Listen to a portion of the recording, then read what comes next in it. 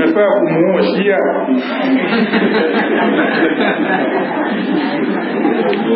Hili swali inafaa kumuua Shia ni swali zuri, sio swali la kucheka. Sawa? Na haya ni katika mambo ambayo tutaje kuelezea huko mbele. Tunaelewa? Kwa mujibu wa dini ya Shia ni halali kumuua Ahlus-Sunna. Ni halali kumuua, ni halali kumuua, ni halali kuchukua mali yake kwa maana kumibia. Sawa? Ni halali kumtukana, ni halali kumlaani Ahlus-Sunna.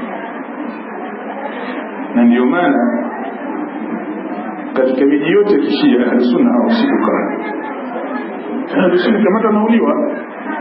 Kenda Iran, ile miji ya Shia usikuta Ahlus-Sunna anaishi katika miji hiyo.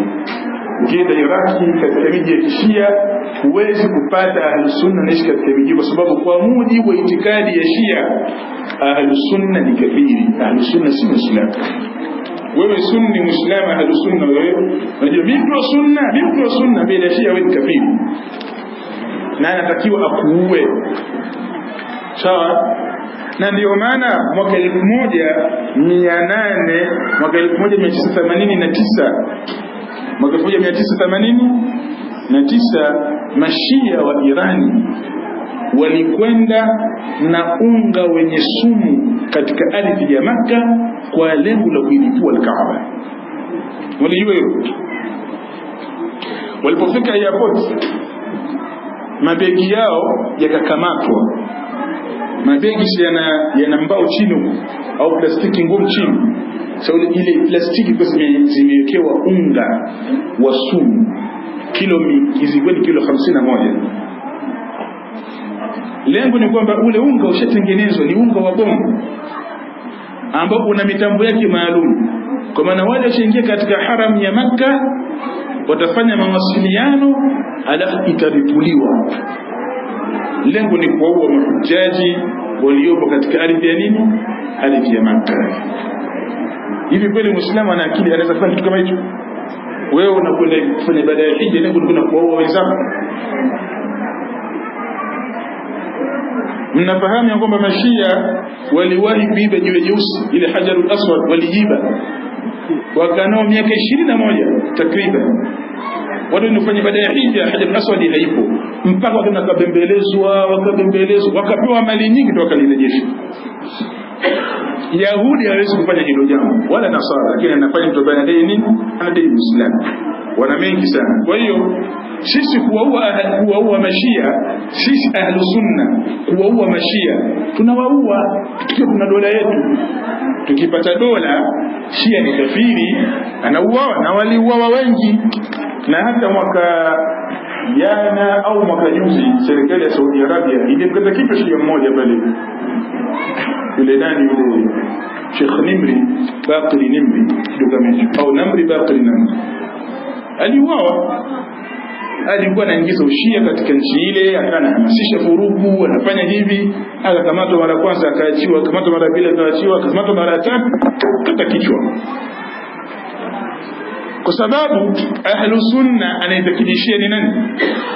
Ni kafiri. Wewe kama uitakidi hivyo shauri zako, lakini Ahlus-Sunna anaitakidi kwa mujibu wa itikadi ya Ahlus-Sunna. Shia si Muislamu, na kwa mujibu wa itikadi ya Shia sawa, Ahlus-Sunna sio Muislamu.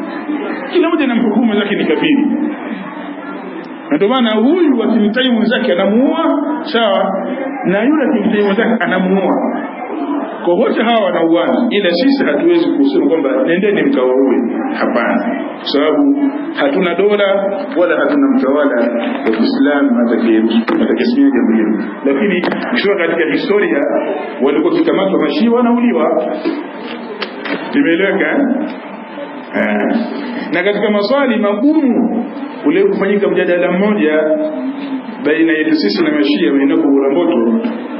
Mimi nikauliza swali moja, nikasema hili akilijibu mwanaume, ni ipi itikadi ya Shia dhidi ya Ahlus-Sunna? Ilikuwa shughuli ngumu. Unajua sisi Shia anamwangalia Ahlus-Sunna, je, anajua ni Muislamu au ni kafiri? hawezi kujibu, sababu katika vitabu vyao wameandika wazi kwamba Ahlus-Sunna ni kafiri, yafaa kumuua, yafaa kuchukua mali zake, yafaa kuiba mali ya Ahlus-Sunna kwa mujibu wa itikadi ya Shia. Jihani sana hawa jamaa, tunaweza kujivita sana, wakipata nguvu wallahi wana madhara makubwa mno sana katika jamii. Wale ambao wanafuatilia habari, tatizo lenu nyinyi habari mpaka BBC itangaze au Deutsche ndio mnapata habari, ndio tatizo lenu ni kubwa hilo. Ndio maana mpaka sasa hivi hamuelewi katika ardhi ya Irani kunaendelea nini, hamuelewi mpaka BBC watangaze. Sasa huko watu Afrika Magharibi, watu Nigeria, si ndio? Mashia walisumbua sana ile nchi sana kupita maelezo, sababu walikuwa tayari washapata nguvu, na wao lengo lao wakipata nguvu ni kusimamisha dola yao. Kwa hiyo sio kama na kwamba ni mambo madogo madogo tu, hii ni mipango ya muda mrefu kwamba wanataka lazima wachukue dunia nzima iwe chini yao. Tuachane na haya.